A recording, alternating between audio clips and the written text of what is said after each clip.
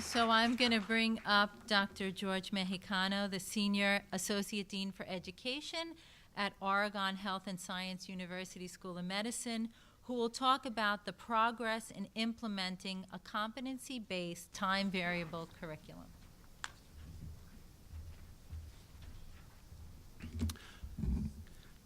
Thanks, Joan, and welcome, everyone. And now for something a little bit different. So the question is, can we uncouple time from competency advancement? And so here are some examples that we've done at Oregon, and then I'm going to really get into the assessment pieces. But the answer to the question is we can do it. Here are some snippets, if you will. So I'm going to start actually with OMFS. So every year in our medical school entering class, we take two oral and maxillofacial surgery applicants. These are people who already have a dental degree. They have a surgical internship in the queue, and they have an OMFS residency in the queue. We give them a ticket for step one at orientation week. They take the exam 2 weeks later because they know it's coming. We wait 4 weeks or so for the results. If they pass it, and so far we're 6 out of 6, they then take a 10-station OSCE, and if they pass the OSCE, and so far we're 6 out of 6, they then proceed to become clerks. So basically, every year we take 2 students in August, and in late October, they become third-year students. All right, that's the first example.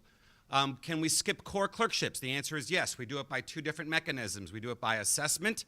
Neurology was the guinea pig for this.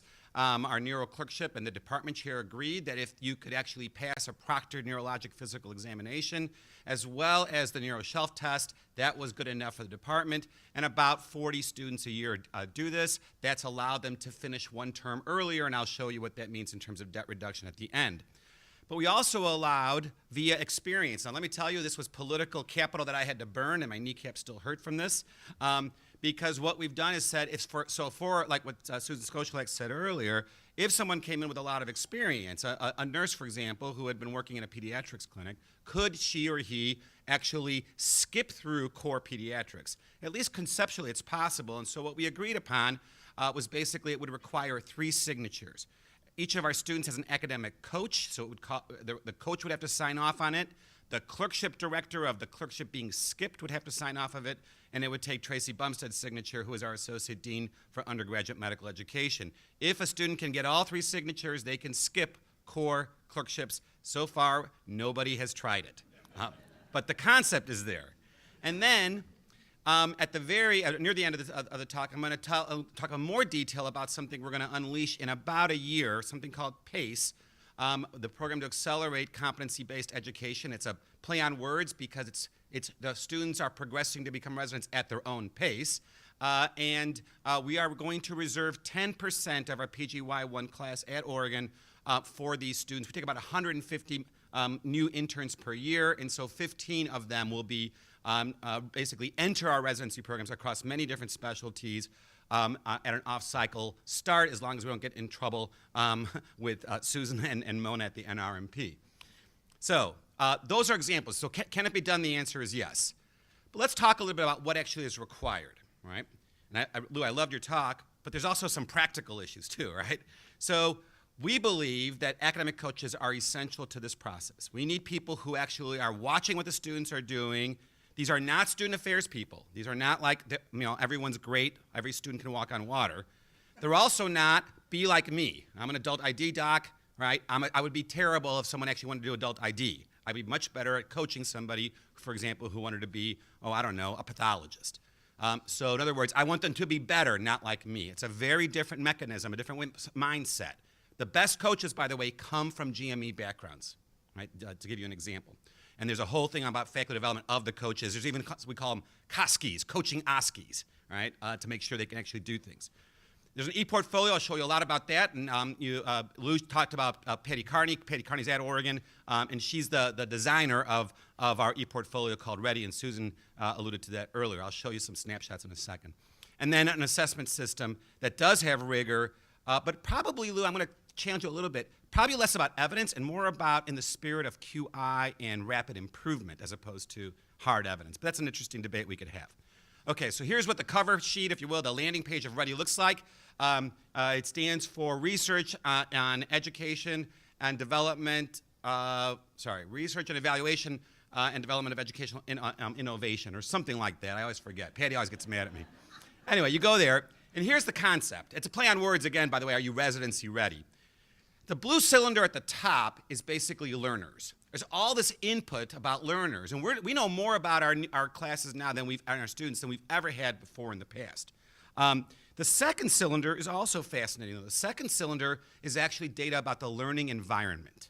And so we're assessing both the curriculum and where the students are learning, as well as the learners. And we're using all sorts of different paradigms, including the EPAs. We're part of the core EPA pilot, and we're also part of the ACE consortium. And I want to just talk a little bit about this because there is a nomenclature issue. What Stan and Eric said earlier, they were using sub-competencies and competencies. I'm using domains of competency, the gray circles, and competencies. But the point here is that starting on your far right, there are behavioral milestones that you can look at to determine whether or not someone has achieved a level of competency, but within a domain. What's more important, though, I believe, is the EPAs, which really bring these things together. And the analogy I use is driving a car, and particularly a 16-year-old who's about to get their license, or who's just gotten their license. And the question is this. In driver's ed, we talk about the rules of the road. We teach young drivers how to merge onto traffic, how to do three-point turns, et cetera, et cetera. But that's not what driving's about, right? Driving is actually for some other purpose. So what the EPA relative to driving is, go pick up your sister at volleyball camp, right? Volleyball practice, get a gallon of milk on the way back.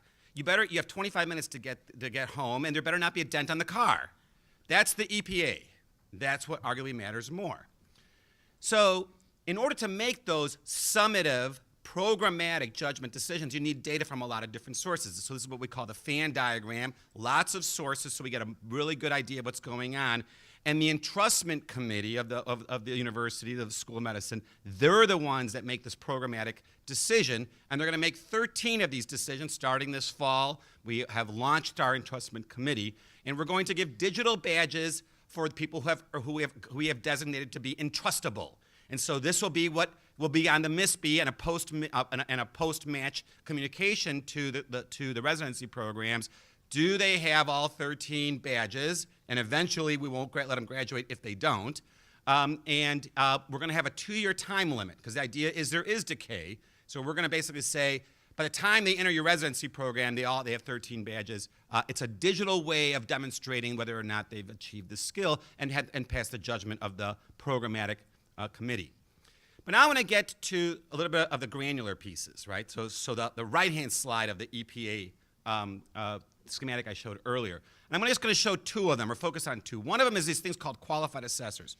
So Tracy Bumstead has done faculty development with approximately 25 faculty members, and she has basically said these are like highly trained people that can look at data and make judgments around competencies. Not the EPAs, that's the entrustment committee. So this is around competencies. And then we did something. Tracy and I literally sat in my office one day and we said, well, let's go through each of our 43 required competencies for the MD degree at Oregon, and actually let's just take a best guess at how many observations, how many judgments, I should say, is it going to take to make that decision. If you ask me where the science is, Lou, there is no science. We pulled this out of the air. But we needed a place to start to get a sense. So you can see here, so this is interpersonal communication skill is the domain. There's 8 competencies within that domain, and you can see some require 7 different judgments, some require 3 different judgments. We're starting to make these decisions, and we'll see if the data basically shows whether or not it's up to snuff or not. And this is a snapshot from Ready, from the eportfolio. I want you to focus on the right-hand side.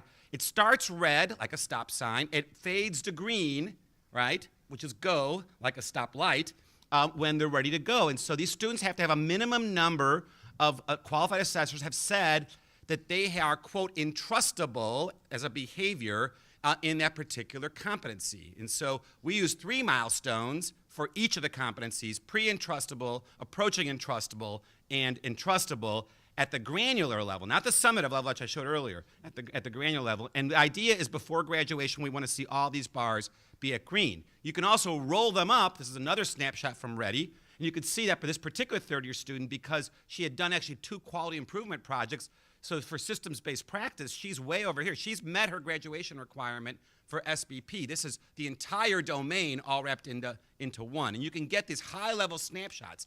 This is what the coaches are looking at to have conversations with their students. And we're telling the students, you're signing up for this, but that, let's say, call it, I don't know, emergency medicine as an elective. And you could say, you know what, you probably shouldn't take that if you've met this competency and that competency. You should probably think about taking something else. Or in emergency medicine, work on this particular competency. This idea of customization, both driven by the student, but more importantly through a learning plan by the coach. And now I want to focus very quickly on this. This is what's coming. This is the work of the Core EPA pilot. And a lot of people have put a lot of work together to come up with this idea of or how to operationalize ad hoc judgments. So unlike what you just saw from Joan, where the EPAs at NYU, at least for some of it, is done in a sim center, these are authentic clinical experiences. So this is students working with clinicians, delivering care of patients. And Stan, this is a shout out to you in Ottawa. Look at the scale. This is a modified Ottawa coactivity scale that we're using. This is the supervisor, the clinician's perspective.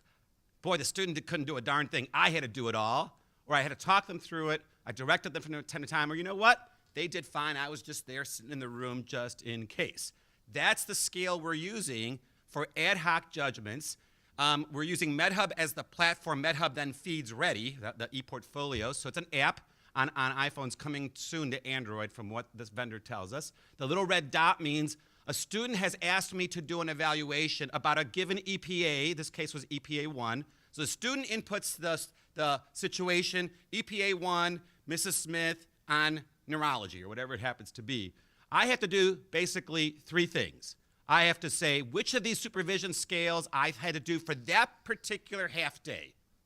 That particular half day. What did I have to do? Right? Focused only on the EPA the student selected. And then I click on the rectangular box right here, and on the phone, the beautiful part of this is that you can actually use the microphone. So that the attending literally just talks for one line, right? When you listen to the lungs, do it on the skin, not through the shirt. That's it, right? And the voice recognition is usually very good, and so it just pops in there. And then we just want a judgment of the attending, complex or not complex. You hit submit evaluation. At Minnesota, where they piloted this concept, right, it takes 2 to 3 minutes per half day per attending, Lou, to answer part of your question. So it's not a huge amount of faculty time. What's more important is the feedback is every day. Every day. And what Patty Hobdy, Bob Englander have shown at Minnesota is that the students change their behavior almost immediately. The feedback they get in the afternoon, all right, on Monday, they're implementing on Tuesday. Finally, back to PACE. So here's how it'll work. It's based upon EPAC's model. Our curriculum is basically 1.5 years of preclinical. That's the green arrows. And then you immerse yourself into the clinical rotations. And there's a lot more complexity to it, but that's the concept of it. So here's what the idea is. In their second year of medical school, they enter their clerkships basically in late February, early March. And then sometime that spring, hopefully after they've done the thing that they might be interested in, they will apply to be a PACE PACE applicant. And then what happens is that they are then accepted provisionally by the residency program to say, yeah, I think you have the right tenor, the right aptitude, the right attitude, et cetera. We think that you're mature enough to enter the specialty. Then what happens is what's called a slow match over the next 6 months, right, to basically say, do they really want to accept them? The residency program director will have to say a hard yes on New Year's Eve of the 3rd year. And then basically, whenever they graduate, as deemed by the program, then they will become our interns in that field. However, to Susan's point earlier about an opt-out, if the student changes their mind, they have until basically October 1st of the 4th year to say, you know what, I changed my mind. That gives them that leeway, or they might want the same discipline, but a different place. So the residency director has to say yes, basically at 2.5 years. The student has a little bit more than 4 years to bail out. And the other question that I get a lot about this is, well, how are you going to pay for this? Well, we're 270 positions over cap. So the health system already pays for a bunch of these residents and interns. That's the reason how we can afford this. Final comment, people always say, well, what are they going to do, right?